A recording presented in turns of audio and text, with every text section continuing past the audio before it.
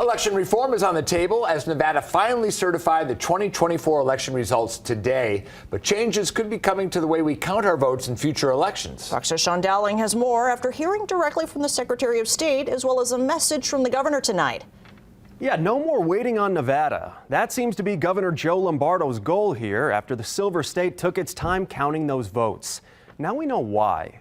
First, let me start by addressing the obvious. It has been a challenging election cycle. Those challenges played out on a national stage, as Nevada was one of the last states to be called, and now the governor is calling for change after the Nevada Supreme Court certified the general election, saying in a statement, "The time it takes to count ballots and finalize our elections in Nevada is simply unacceptable.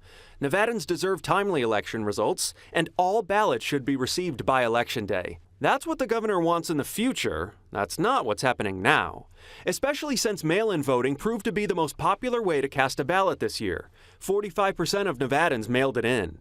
Mail-in ballots that are postmarked on or before the day of the election and received by the fourth day after Election Day are accepted and processed. That led to a backlog of votes to count. Secretary of State Cisco Aguilar seems open to changing things up for next time. We have a responsibility to start to build that capacity to ensure we are processing mail ballots in a way that gives us the opportunity to provide the results as close to election night as possible. Since Secretary Aguilar doesn't want states waiting on Nevada anymore, he suggested a few changes. We are all determined to make improvements and suggest legislative steps to ensure our elections remain free and fair, with a focus on continuously improving the voter experience. But Aguilar admits there were some snafus that led to delayed results among a lot of first-time election officials.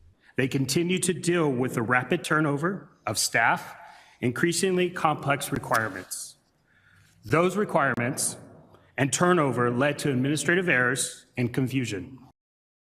Governor Joe Lombardo says ballot problems should be immediately addressed in the next legislative session, and that begins in February. And certifying the election is part of a long process that leads to the Electoral College confirming the results next month.